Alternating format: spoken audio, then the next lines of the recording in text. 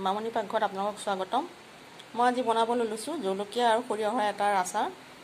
তাৰ কাৰণে লৈছোঁ মই সৰিয়হ, এইখিনি মই ভিনেগাৰত তিয়াই থৈছোঁ প্ৰায় 1-1.5 ঘণ্টামান, আৰু কেইটামান জলকীয়া, এইটো ভিনেগাৰ। এতিয়া মই গোটেইখিনি বস্তু এই মিক্সি জাৰত ঢালি ল'ম।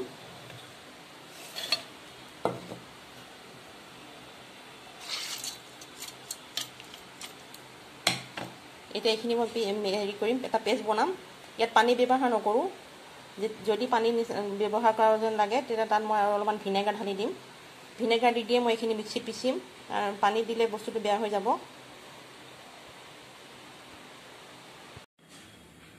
এয়া মই সৰিয়হ আৰু জলকীয়াখিনি মিক্সিত পিচি পেলাই পেষ্ট বনাই ল'লোঁ। ইয়াত মই কোনো ধৰণৰ পানী ব্যৱহাৰ কৰা নাই, ভিনেগাৰ দি দিয়ে পিচিছোঁ। এয়া চব এনেকুৱা হৈছে পেষ্টটো। এতিয়া মই এখন কেৰাহী উঠাই লৈছোঁ। কেৰাহীখন অলপ গৰম হ'বলৈ দিছোঁ। গৰম হ'বলৈ দি তাত মই মিঠাতেল ঢালি দিম। তেলৰ পৰিমাণটো অকণমান বেছিকৈ দিম ইয়াত।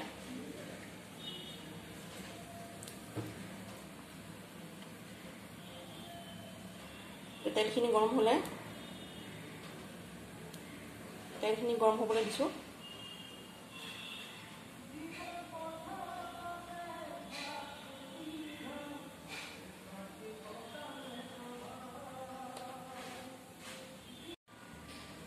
এই তেলটো প্ৰায় গৰম হৈ আহিছে। এতিয়া মই ইয়াত হালধি দিম।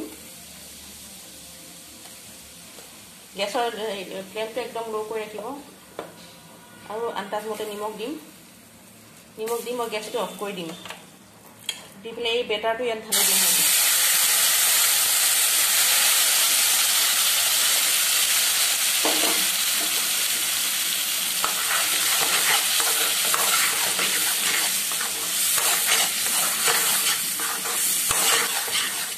গেছটো অফ কৰি লৈছোঁ এতিয়া।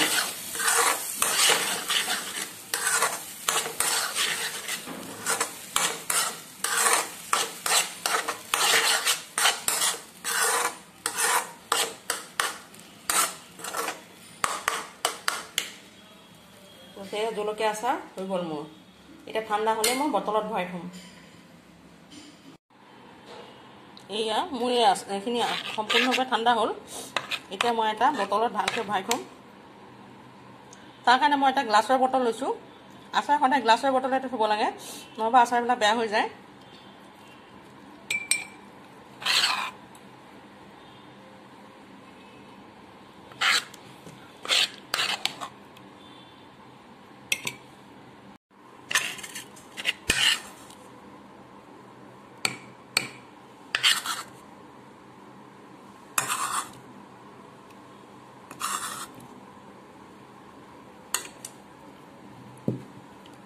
এয়া আচাৰখিনি।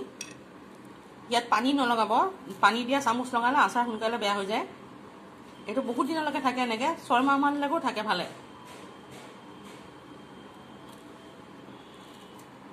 কেনেকুৱা ৰাখিছে জনাব কমেণ্ট কৰি।